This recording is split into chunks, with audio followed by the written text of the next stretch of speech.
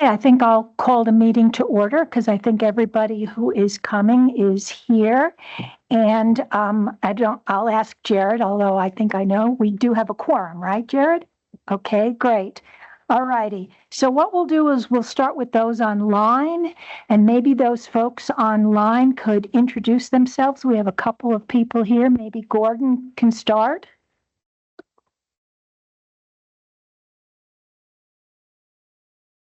Oh, maybe he's not Yes. sitting. Yes, Gordon Rick, I am here. Thank you very much. Sorry I couldn't be there.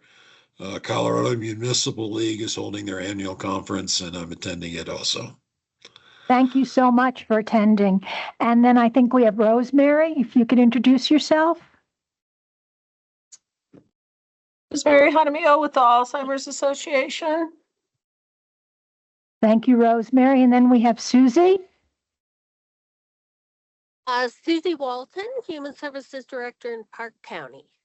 Thank you. And then we'll just go to our members that are here at the meeting. And if we could start B. Hi, B. Babbitt, Northern El Paso County. And I'm Debbie Levin Stankiewicz, and I'm the chair, and I live in Southern El Paso County.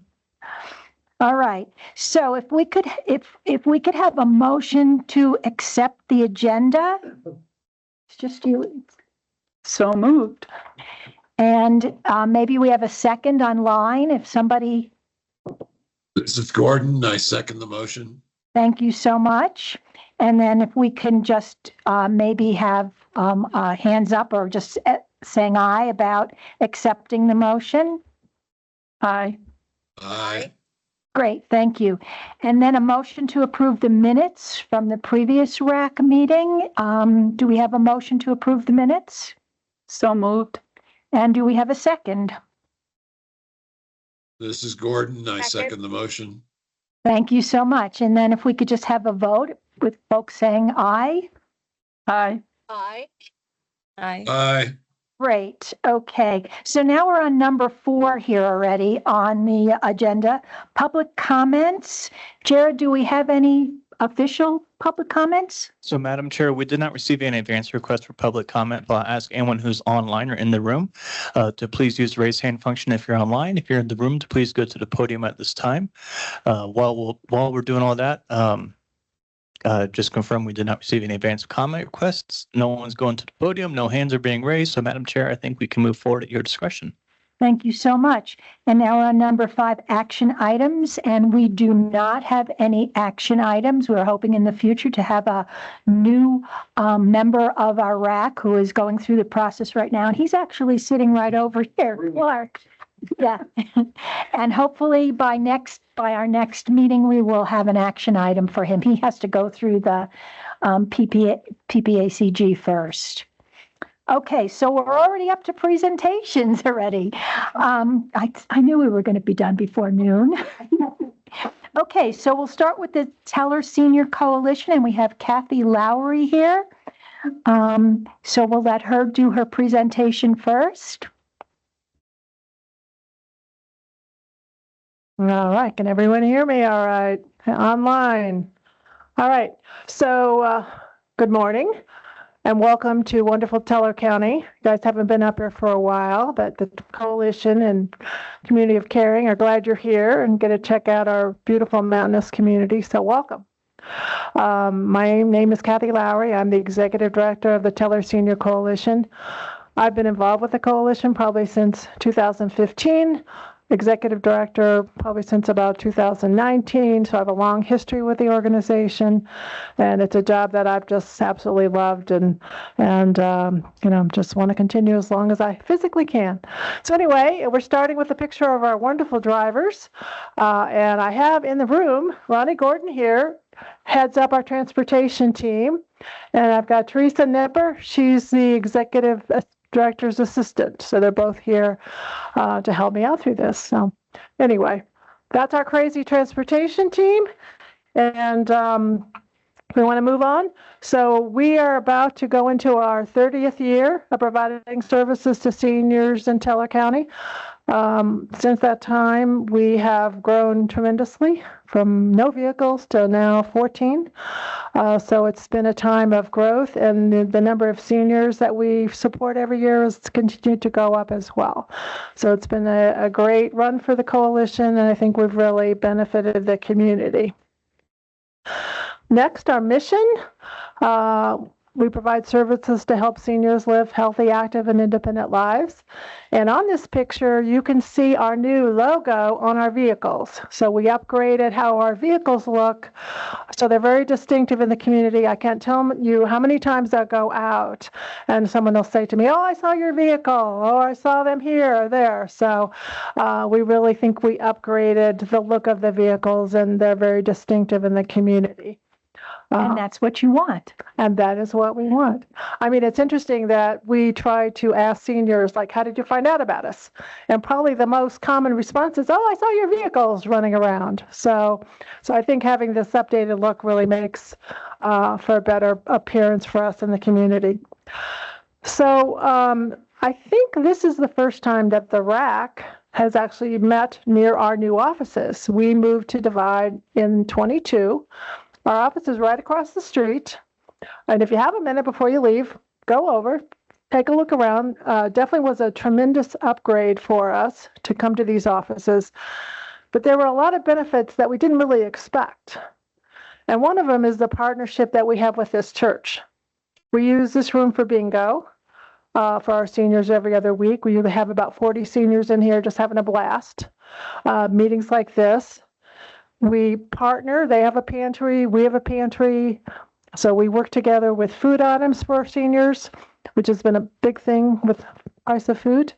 So that's been a great partnership for us. We also created a partnership with the elementary school that's about a quarter mile east of here. And so that's enabled us to have events with the school kids and the seniors. We've done walkathons where they walk together, readathons where the seniors are either read to by the students or vice versa, depending on the age of the students. We brought 5th and 6th graders over here to have bingo with the seniors. So we've had a great partnership. They do food drives for us. So that's a partnership that we didn't expect by the move to this area. So that's been a great partnership. And again, come on over if you have time to stop in. So, so this central location, the other thing I should mention is about 2/3 of our clients are west of us here. So originally we were in Woodland Park. So we've cut off about 8 miles for when we have to go pick someone up in Lake George or, Florissant, which has reduced the mileage and the time that seniors are in the vehicles. So that's been a big plus as well. Plus, it's easier for them to get to us because, again, most of them are west of us, so we're closer to them in location. So we have 13 vehicles. 8 of our vehicles are wheelchair accessible. We have 1 more coming in the next month or 2, and that will also be wheelchair accessible.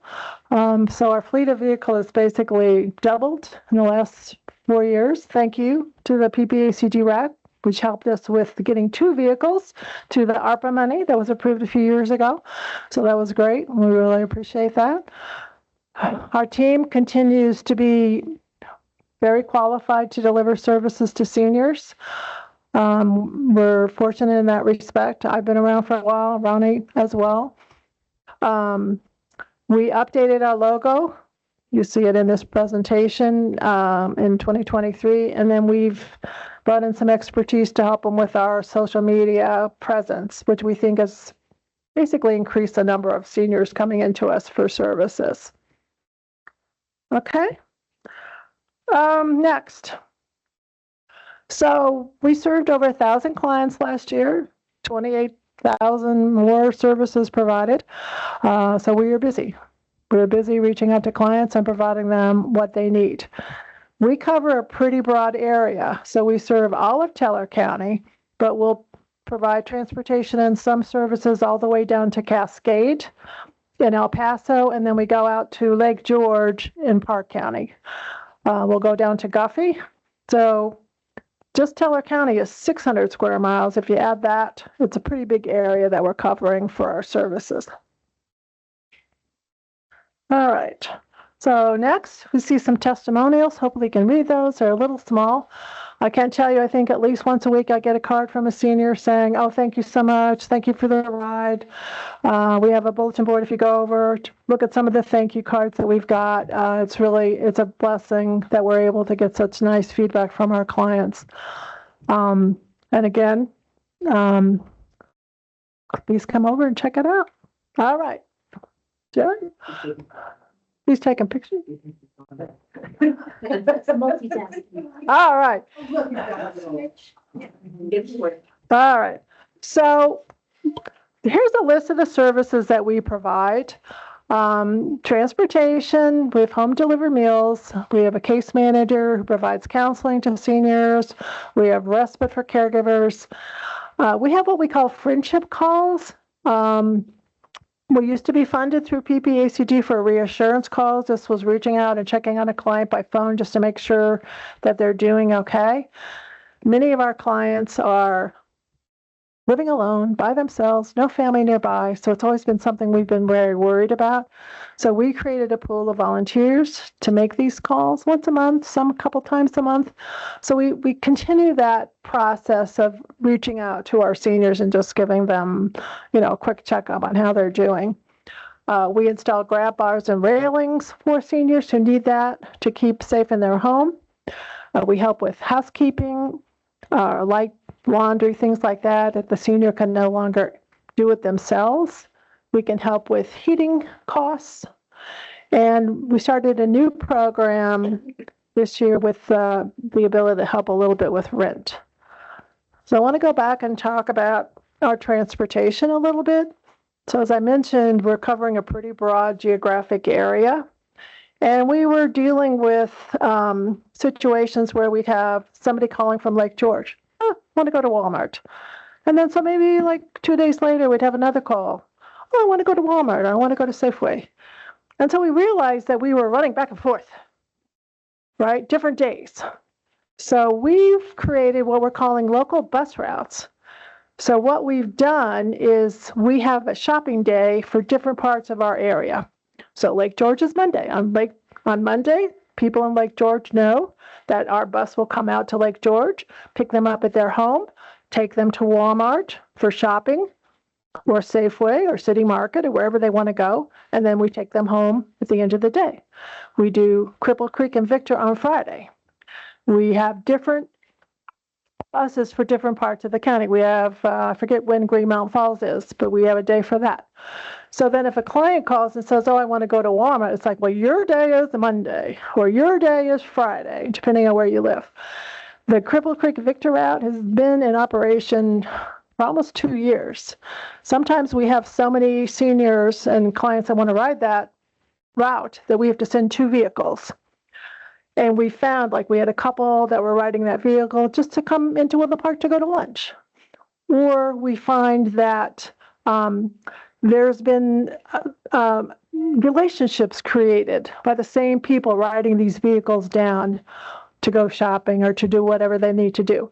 So it's been a tremendous, and it's good for us because we don't have a vehicle going to Cripple Creek every day to bring people down for shopping. They know Friday's their day, and that's when they get that service. So it's been a win for us, and we're really thrilled with how that's worked out. We still do have a local bus in Woodland Park on Wednesday, so people that live in Woodland Park can hop on the bus, go from their home to Walmart or wherever, and then come home. So we've got that as well. We focus on medical appointments. More than half of the rides we provide are for medical purposes, and that's a priority. And not only are we taking seniors to the hospital here, but we'll go down to Colorado Springs for various appointments. We've had, people going down 3 times a week for dialysis, chemotherapy, all those sorts of treatments we're supporting with our transportation services. So here's some information on the sort of the scope of our services. So we had 12,000 one-way trips. That's an almost 14% increase over the prior year. So that just tends to show you how much we're getting in terms of demand for our services for transportation, and that also reflects an increase in clients. So knowing that many of our clients are living alone, not having family nearby, we've provided at least every Thanksgiving a holiday bag for the seniors. Usually they get like a turkey or a ham and can make stuffing, gravy, a little sweet. We did that last Thanksgiving. And then this spring, we did a special bag for seniors with like a warm blanket and a few goodies as well. So this is just a way for us to make sure the community knows that we're caring about these seniors and just to sort of recognize the situation that they're in. So we do provide home delivered meals to seniors who need that support in the Teller County area. We also have a food pantry. If you go over and check our office out, we'll show you the food pantry. We get food from Care and Share, the food bank in Colorado Springs. We get food delivered to us monthly, and then we in turn have seniors come and pick up these food bags along with like a food box of staple food, and we do have the ability to have volunteers deliver those food bags out to seniors if they need that service. Okay. So we have a program we call Neighbors Helping Seniors. We have a pool of volunteers that will go out and help. If the seniors have the light bulb that's way up and they can't reach it, we'll get a volunteer to go out and change that light bulb. They can help with yard work, particularly like fire mitigation, maybe grocery shopping, minor things like that. So we did 141 hours of that in 2024. So that's been a real benefit, we think, for our seniors. Okay.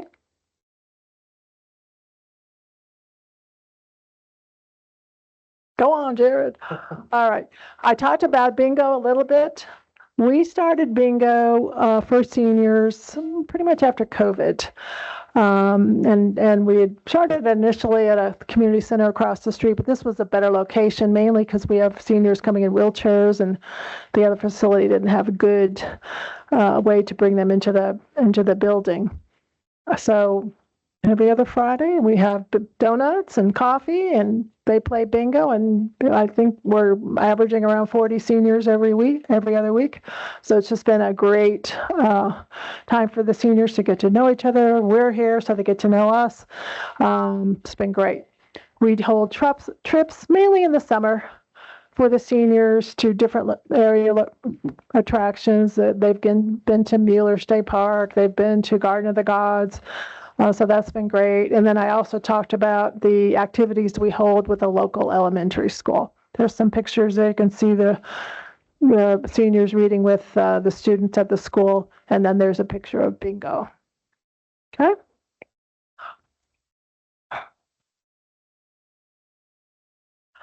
So I wanted to talk briefly about the Golden Bridge, because I do think this is unique to this area. And Nancy behind me is part of it, a big part of it. So we're a group of all the organizations in Teller County who provide some service to seniors in whatever way. Where you're talking about DHS, we're talking about the assisted living facilities, skilled nursing facilities, the hospital, and we have home health care, we have hospice. So we're all part of this group that we get together every month, and we're all about what do we need to do to take better care of our seniors in our community. We make sure that all of us knows what everyone else is doing, what our services are. We held an expo in April, which we had over 100 seniors at, where we could really highlight our services and talk about a lot of different topics. And we're sponsoring a wonderful event in August with bingo, what else, and barbecue. But I think what is special about the Golden Bridge is that, we meet monthly and we're almost all there every month. And it's all about what do we need to do to take better care of our seniors. So I think that focus that we all have is really beneficial for the community. Am I missing anything? You are. You did good. Okay, good. I think that, one coming up in August is August 13th. August 13th, Yes. yes. So that will be great. Okay, that covers that. Just a quick picture of our financials. It's funny, I went and looked back, and we have basically tripled our assets since 2021.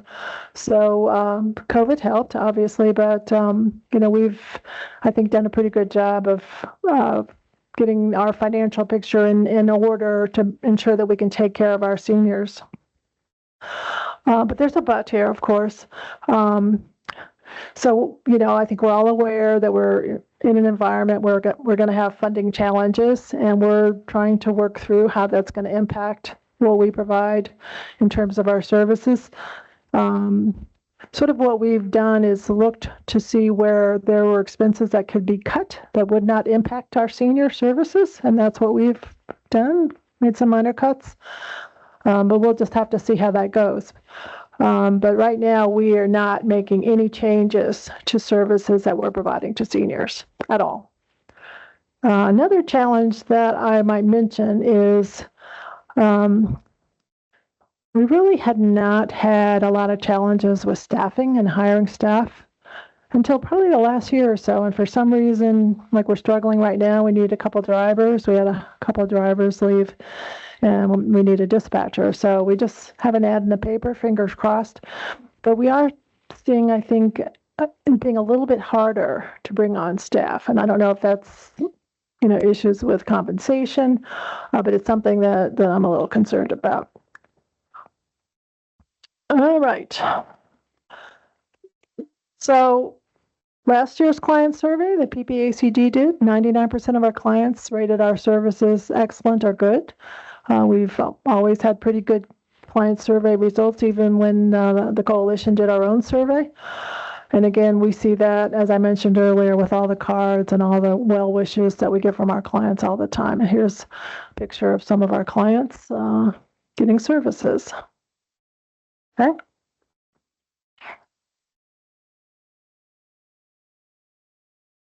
So we are lucky that we have a great pool of volunteers. Our board is a volunteer board. Clark is on our board. And this is a great addition to our board. And right now, we're just starting updating our strategic plan for the next 3 years. So that's something we're really focused on in terms of the board. We have volunteer drivers. We have volunteers who deliver food, whether it's home delivered meals or food from our food pantry. Volunteers install grab bars for clients to keep them safe, railings. I mentioned the volunteers who call clients to check on them and make sure they're safe. That's all done by volunteers. They help us with our food pantry, moving around, cleaning it. We have volunteers who come in and help with administrative support. And so we're lucky that, we wouldn't be able to provide the services that we provide right now without the volunteers that we have helping us. And I think I have to again thank this group and PPACG for all their support. I think it's been a great partnership. Melody's nodding her head. Good, because that's how we want it to stay. We try to keep you guys happy as best we can. So hopefully it works the other way. But no, I think it's been a great partnership ever since, I've been involved with PPACG. And, it wouldn't work if we didn't care about taking care of our seniors. And that's what we want to do. And that's what we do every day. I think I have a list of supporters, and I want to thank you guys again. Let's see if there's any questions. I just wanted to add that we've been wrapping up our evaluations of providers, and Teller Senior Coalition has a number of best practices that we plan to share at our next provider meeting, because we really want our other providers to learn from you all and just the wonderful things that you do. I think that you set a high bar for services and how you operate them. So we really appreciate that. Thank you, Kathy. Well, thank you. Thank you for that. But still got one issue on that report I have to talk to somebody about. I'm just kidding. I'm just kidding. And I have a question, Kathy. I don't know if you could tell me, the age range of the seniors maybe that you serve, if you have an idea? You know, I had a note on that and I didn't say it. So anyway, we Youngest or have oldest or? 27, I think, over 90. We just were providing caregiver support to a care recipient who's over 100. So, yes, it shows we're living longer. In Teller County, I think the 65 and older population is around 24% of the population, and it really increased from 2010 to 2020. So a lot of seniors come here to retire. And, you know, when they first come here, they don't need a lot of help. I had a lady in yesterday who, you know, moved up here to retire, and she's, you know, just settling in, but was finding out what we can provide her. And she was amazed by the amount of services. In her case, she's more looking for social. But yeah, we have a lot of seniors coming up here, and I foresee that demand for our services will continue to increase. And the other question that I had was, you said you did some medical transportation through some of the transportation. Is that funded through Medicaid or? So our transportation funding through PPACG, you know, as long as anyone is 60 and over, they qualify for that transportation. Mm-hmm. And many of those trips that PPACG funds are to take someone to the doctor or for a dentist or whatever. But we do provide non-emergency medical transportation funded by Medicaid. So that's another supplemental source of revenue that we have. Mm-hmm. And to be honest, it's a benefit because for those clients, they don't have any other way to get to the doctor. And here we're talking about clients 18 and older. So it's not just seniors. So, you know, our transportation service is broader than just seniors. So that must be an area that you're concerned that there may be some cuts coming. Oh, yeah. In terms of that transportation. Absolutely. Yeah. Yes, absolutely. Great. Yeah. Anybody else have any other questions? Clark Becker, and as Kathy said, I get to be on the board with Teller Senior Coalition, and I just, going back with my history many years ago with PPACG, one of the things that was important to me is just to make sure that Park, Teller, and El Paso, you know, the resources, and having been involved with the Senior Coalition as I have been, that is money that is very, as you already heard, very well spent, effectively spent, and provides an incredible service. So I think the return on investment, I don't know that we have a number on what that might be, but it's pretty significant for the contribution that comes from all the sources, but particularly from PPACG and AAA. So I just wanted to add that on. And the only other thing I'd say is Kathy said she loves what she does and she hopes to do it for a long time. And I assure you that's exactly how the board feels. So thank you. I thought it was amazing to see the number of volunteers and the number of hours that they're providing you with. I mean, that's just amazing. Yeah. Lots of our organizations say, where would they be without their volunteers? I mean, and I think that's absolutely true. That's really true. You just couldn't do it. Yeah. Yeah. So thank you for your presentation. It was very informative. And I think we'll move on to our next presentation. I think so. Are you ready? Yep. The next presentation is from Community of Care. Community of Care or Caring? Caring. Yeah. Caring. Okay. And we have two folks here. We have Nancy Hartsfeld, who is a senior advocate, and Lisa Cannon. Okay, and then you have another title too. I'm senior advocate also. Okay. I was advanced senior advocate. Okay. So I don't know what the difference is. And well, I'll explain it to you very briefly. Advanced is a little different than case management, but I will tell you we're moving into everybody being advanced case management. Can you all hear me? Okay, thank you. We are moving into more of both of us sharing advanced case management. Advanced case management, we really look at the long haul. Sometimes we have an exclusive phrase, but sometimes we have one and dones. We have a senior that comes in and maybe will need some financial assistance or some support, or resources. And so Lisa will usually kind of vet them out. She'll look at them and go, you know what? I think you need a little bit more support. And that's where I come in. I usually will run somebody anywhere from a month. And right now, I have a client that I have been with since I have started there 3 years ago. And that's been 3 years because of his needs and her needs being very, very huge. They actually graduated from the nursing home up in Cripple Creek when it closed down, and they bought a house in Cripple Creek. We're very proud to say we have supported them in every way, financially, helping them get their houses fixed, anything like that. We have just about supported them in every way. But what we're going to be discussing today is we're going to discuss one of the tools that we use for many of our clients, and that is called the Wellness Wheel. We have a short video presentation on that Wellness Wheel.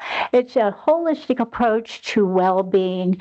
When I talk about the holistic approach to well-being, as you all probably are aware, we talk about not only the financial part, but the social part, the spiritual part. Any part of that will be discussed in this short film. All of this matters because, after all, wellness is just the absence of illness. It is a process of becoming aware and making choices of your well-being. It uses the holistic approach in very multidimensional ways. So, with that being said, if you don't mind, turn around. We have a short presentation for you that Lisa and I have done together. You go ahead and go to the first audience. I don't know. What picture? So,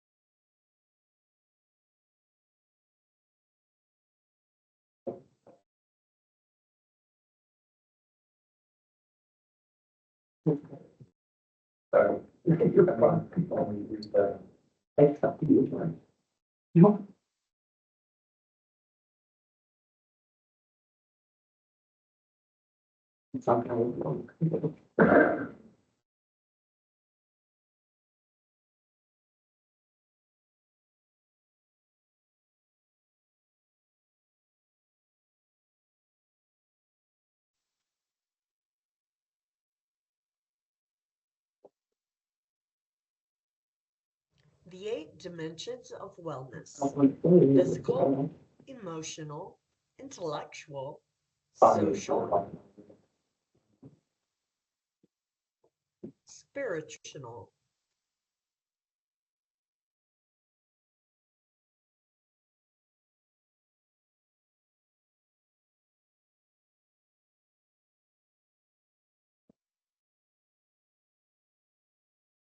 To the folks online, I think we're trying to get the sound up.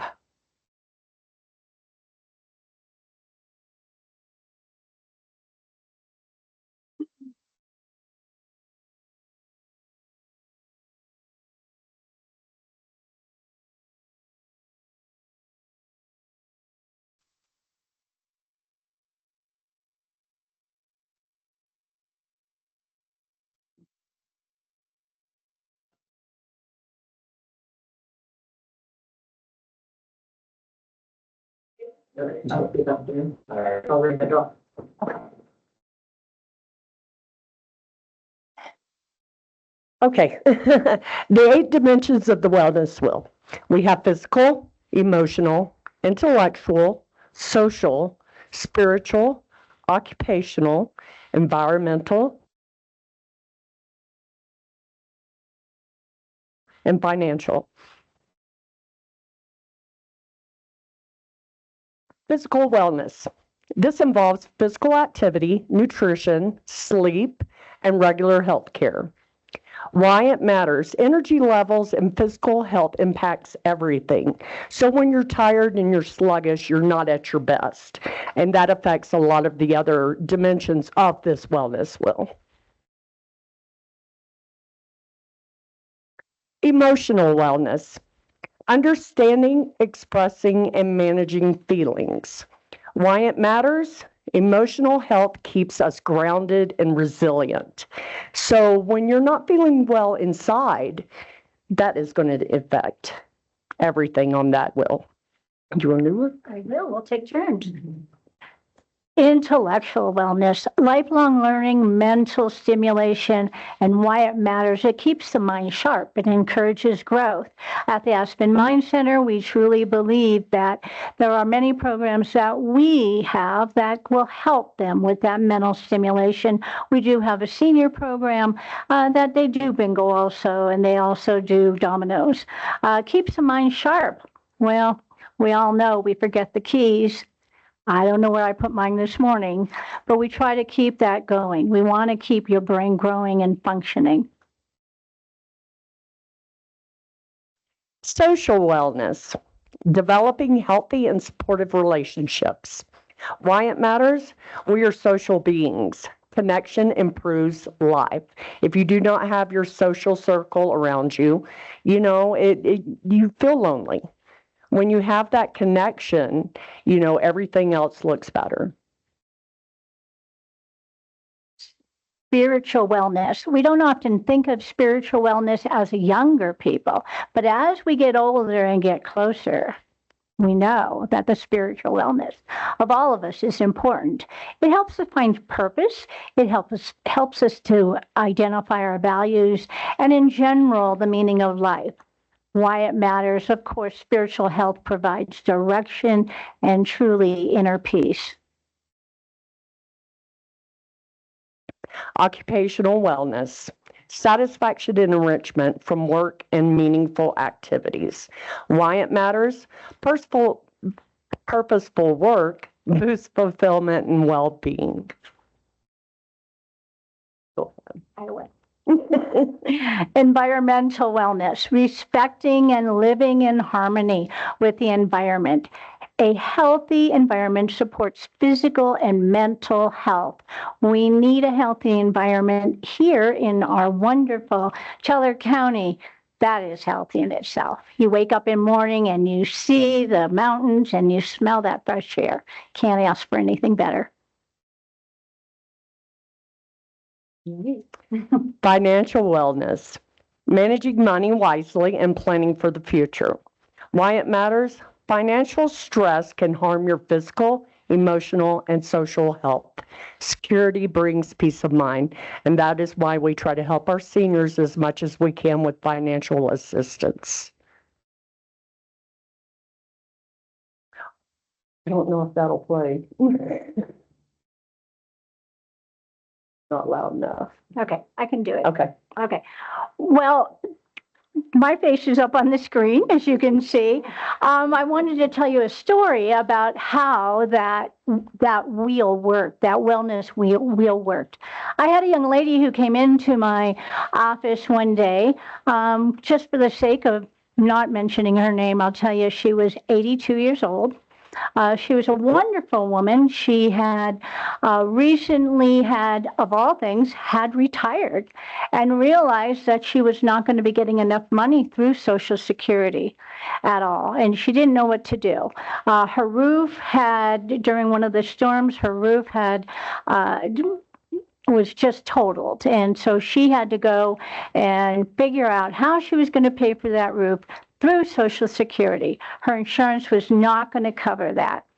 It was real difficult to try to figure out what exactly we were going to do for her because the repairs on that roof were going to be over $10,000. So she's on Social Security. She's in pretty good health, I have to say that, except for emotionally, she was beaten. What am I going to do? I've lived all my life. I retired a couple of years ago. Actually, she had retired when she was 81. And now I cannot make enough money to do what I need to do, and that's basically fix my roof. Well, we got to talking. And as I was talking to her, I realized what good health she was in, except for that emotional part. She was really in pretty good health. And she goes, I'm thinking about going back to work. Okay, how can I help you with that? Well, it was pretty simple. We have the Workforce Center located at the Aspen Mine Center, so we were able to get her to go down there. We didn't know how that was going to work out, but she actually, believe it or not, applied for her license for one of the casinos so that she could get her gambling license. Okay, so she went ahead and did that. Amazing. She started working at one of the local casinos, realized that that just wasn't her. I can't do this. I'm too tired. So she came back in. And guess what? We found her another job through Parks and Rec. Wow. What is she going to do that? Well, you're going to laugh because she decided not only did she want to be part of the secretarial part of it and scheduling and everything like that, she also decided to do silver sneakers. Yeah. And then she lost 42 pounds. And then she came into my building, and the next thing I know, Lisa said, she was at karaoke last night.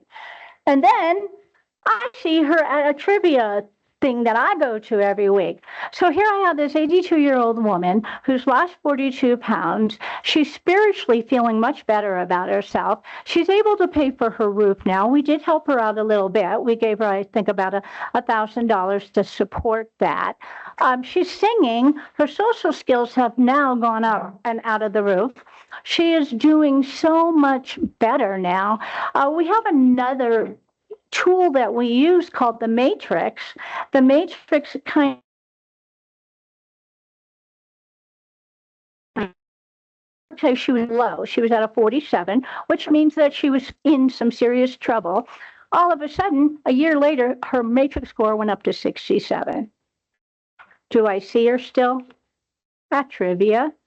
Does Lisa still see her at karaoke? She comes to our resource meetings that we have. She's just become a vibrant person and such a big difference from the woman I met not long ago. Mm-hmm. So pretty cool, huh? We're really happy about her. So you're going to finish up. So we're going to finish up with our thank yous. We want to thank everyone that's in this room for all your partnerships that we've had. We want to give a big shout out to Teller Senior Coalition, Storehouse Ministries, Hope Lives Here, and anybody else? Everybody else. Everybody else. Everybody else. Say that enough. This is a community. Teller County is a community. There is not one organization that we can't go to that if we say we need some help, that they will figure out a way to help us. Kathy's presentation really summed up many of the services we do. I like to look at our organization as a brain trust. If there's something, there's a need that's out there, we try to find that need and fix it. One of the things that happened to us a couple of years ago with the storm that occurred up here, all of a sudden we go, wait a minute, what are we going to do if these seniors can't get out of their house? So we actually developed a backpack for them, and it is an amazing little thing. It has everything you can possibly need. I'll be happy to pass it around. Got a small card in there with some of the many things that are in this backpack. But that's just one of the things we identified a need, and we found a way to fulfill that need. So please take your time and look at that. And if you have any questions for Lisa and I, we're here. Any questions? Well, I was great. just going to say, Thank you for thank your, you so much. yeah, thank you for your presentation. All right, well, we'll move on. We're on 6B, which is our membership committee, and our new chair of that committee is online. I didn't get to introduce her before. I think she jumped on a little later. And Jen, if you could introduce yourself and if you have anything you want to add about what's happening with the membership subcommittee. Hello, I'm Jen. I'm with CCHA. We do have a new member, but that will be adding to the committee.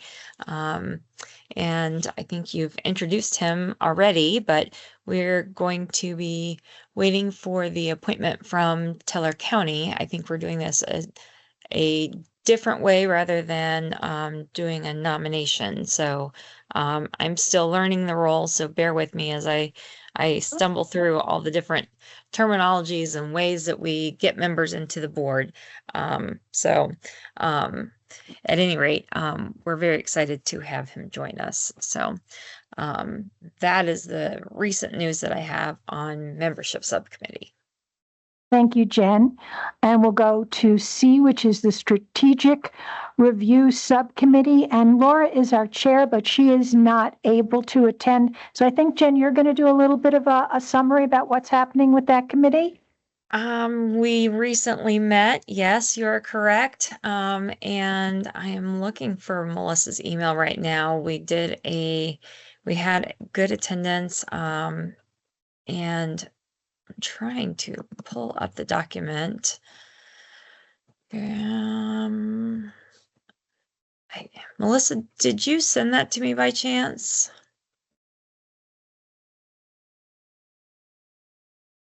I did, Jen, but I'm happy to jump in and do it for you because I know that you were planning on coming here in person, so you didn't have a chance again, but I'll be happy to share. Let's see And here. if you come across it, you can jump in and share more in a few minutes too. Okay, yeah. Yep, so no worries. So again, the Strategic Review Subcommittee, they meet on a quarterly basis. And the purpose of this for folks that are kind of here today, maybe, don't attend on a regular basis. The RAC, after we did our 4-year plan, determined that they wanted to have more engagement in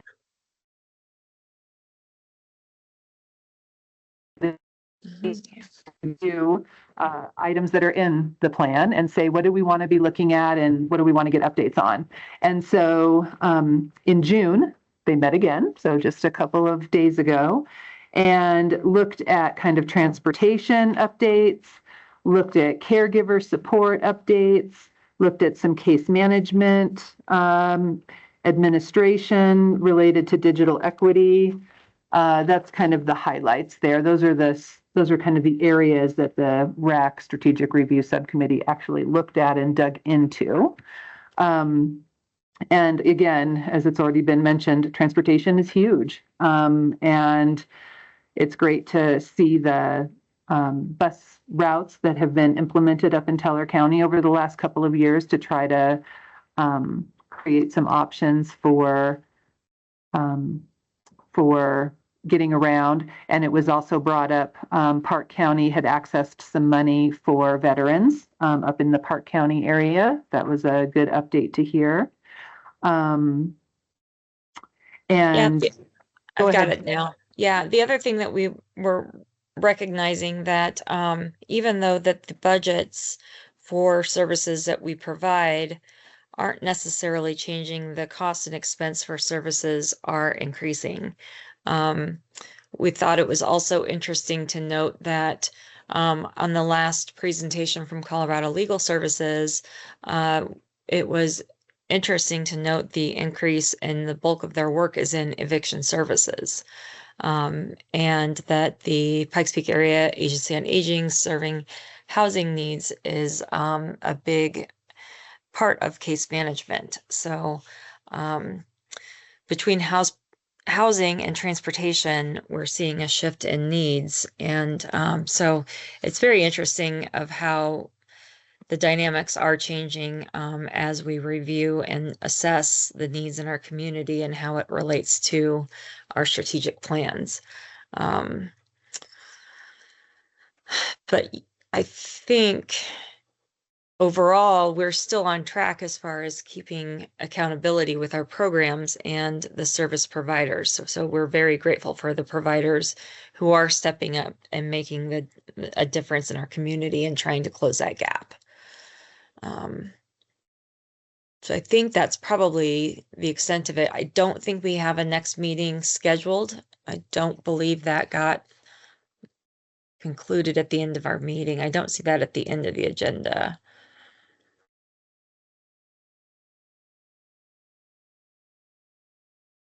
But we Correct. did, And, yep. We'll work But on we- scheduling it when the quarterly review comes up again. uh-huh. But we did also kind of discuss about some opportunities for there was a organization that helps modifying outdoor activities for veterans and people who live with disabilities to get them outdoors. So for biking and hiking and doing outdoor activities to help people get outdoors and engaged and have social experiences, and how we might be able to include different presenters and different service providers to connect them within that strategic review plan. So I think that pretty much covers it, though. Anything else, Melissa, that you can think of? I think that'll cover it.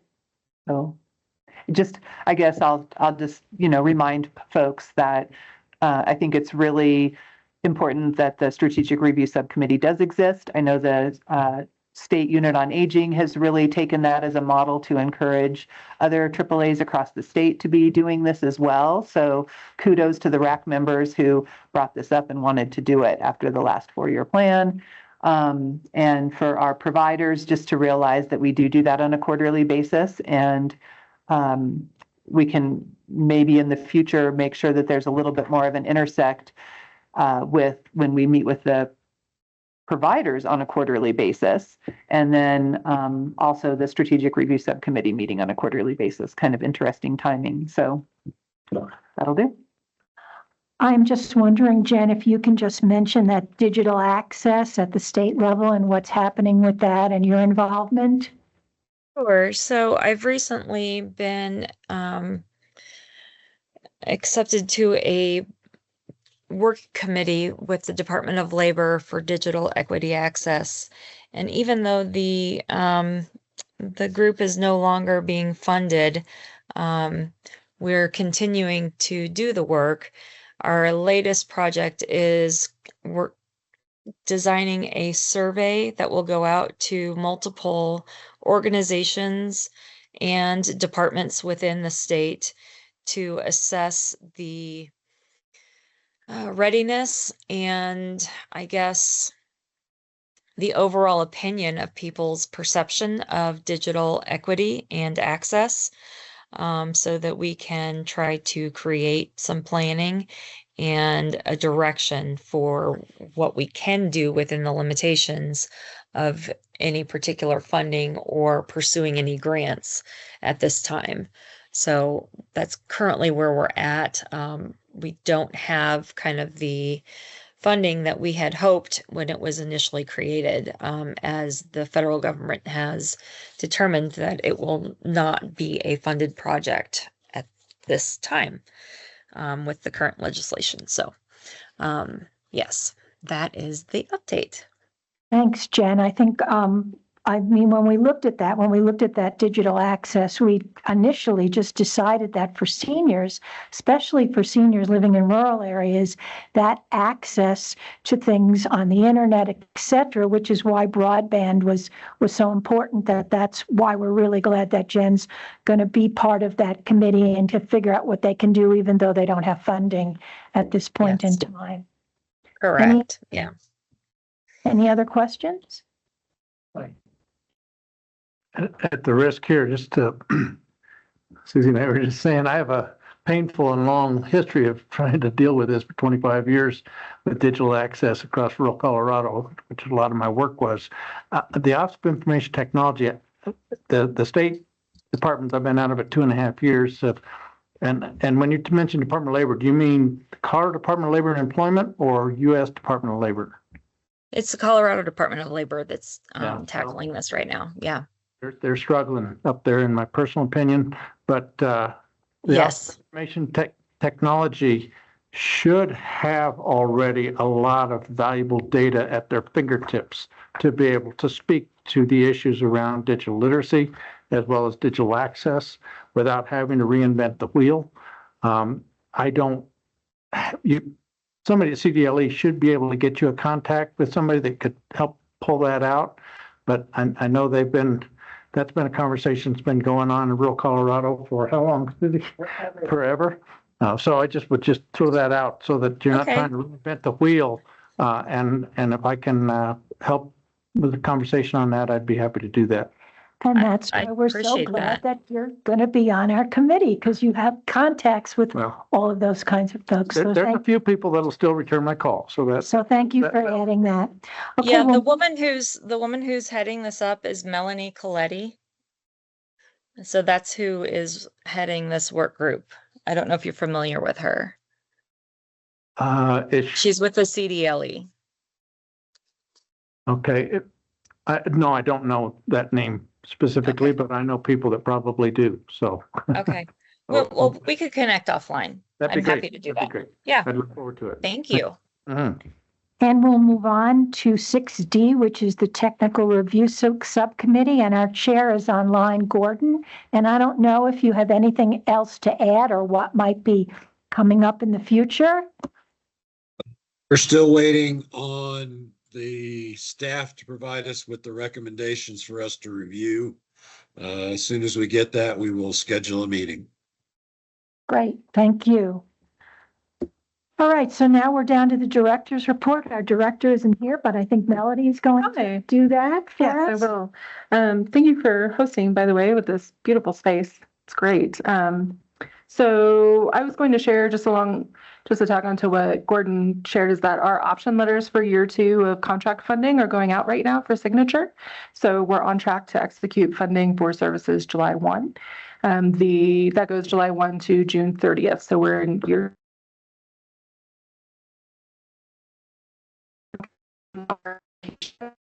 right-sized funding from the state. They should be sending us an option letter for that. The decrease wasn't as severe as we thought it was going to be, which is great news. So as soon as we have an allocation from the state, we can meet with the TRS and talk about those and providing those funds then to providers. So we hope to have that soon. Our ARPA funds are going to expire on June 30th. We talked about that at the last meeting. And so in the next couple of months, we're going to share the results of the projects by our providers and the agencies that we contracted with. Some really exciting projects going on. So really looking forward to sharing those. And the great thing about the ARPA funds is that we weren't held to the services that are dictated by the Older Americans Act, which are pretty narrowly defined. So we were actually able to participate in some really neat, unique projects. So excited to share those soon. And then finally, we recently hosted or participated in several events. So we had staff that were either hosting or going out into the community for events that were hosted by other organizations. So the first one was our Caregiver Pampering Day. That's held annually and has been for years and years, I think. This was the first year that it was hosted by our new Family Caregiver Services manager, Lucy Cahill. It was well attended, and she received overwhelmingly positive feedback from the participants. So it went really well. Their theme was Fill Your Cup. She had mugs for people, and it was just a great day to support caregivers in our community and really show them some love, because as we know, they have a difficult job with taking care of their friends and family, and we really wanted to take care of them. So Lucy and her team did a really wonderful job with that. The other event was the Senior Games. This is a national event that's held. You may all be familiar with it.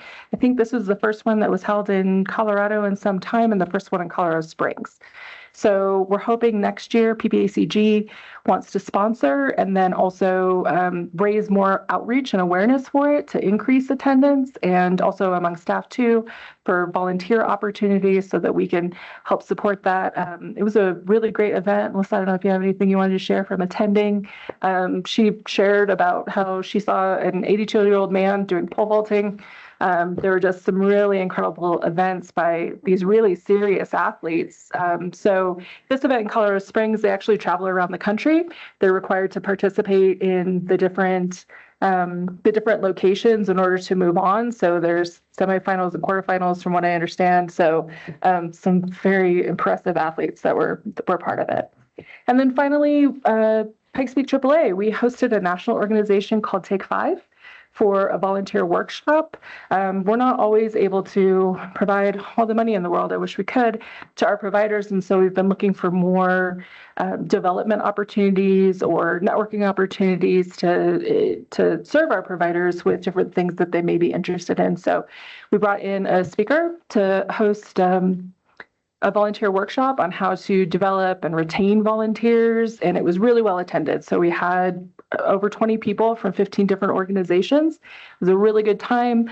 I can't remember the last time I was in a 4-hour meeting or workshop where I was actually engaged the whole time. So she was a really wonderful speaker and just a great resource. Her name was Janet Capetti. And I think that that's it, unless anyone has questions for me. Do you have any idea how many seniors participated in those senior? Oh, in the senior games, I don't. I think Melissa does, though. Looks like she's nodding. They were 380, Wow. and they were from all over the state. So they weren't just Colorado Springs. And I was at the track and field event, and I talked to quite a few. And of all the people I spoke with, 3 of them were from Colorado Springs. Everyone else was from someplace else. And so they came into Colorado Springs, they spent the night, they bought food at restaurants, you know, they were tourists for a couple of days in the Springs visiting. And, you know, it was wonderful. And a lot of folks, and they are going to have a closeout party at the end of July. And I'm going to invite folks to come to that because I really think it would be worth, you know, checking it out. And I'm glad they're doing that and hoping to see them definitely do it again. Do the winners here get to go on to some kind of a national? Yeah. And do you know where that's going to be held? Oh. Yeah. Super. Yeah. So it was great. And all kinds of, you know, I mean, shot put, you know, again, the pole vaulting was really shocking.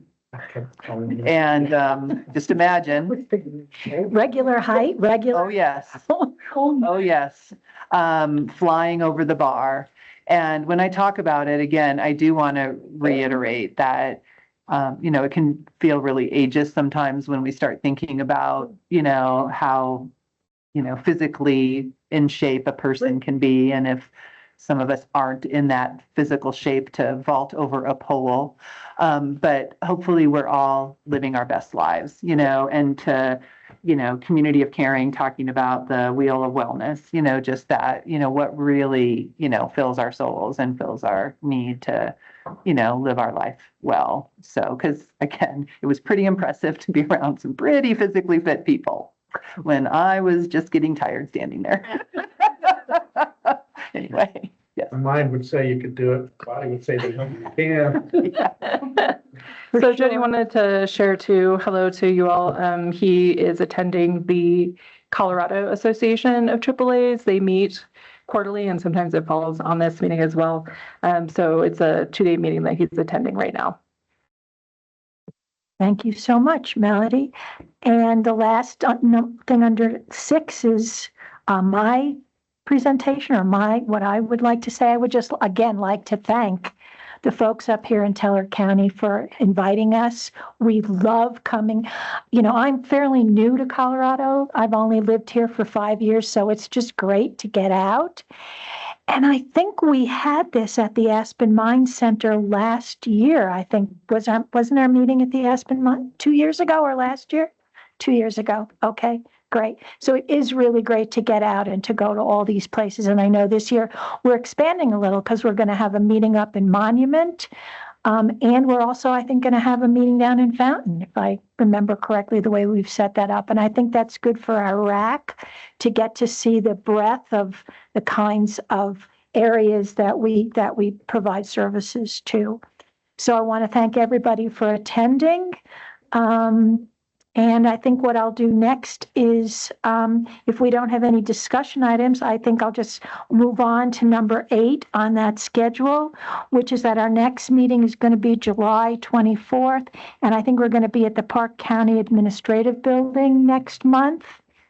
And just to let you know, those folks who are the chairs of those subcommittees, we have an executive committee meeting, and that's the first Wednesday of every month. We try to get together to make sure we're going to be on the same track for what we're going to do during our actual RAC meetings.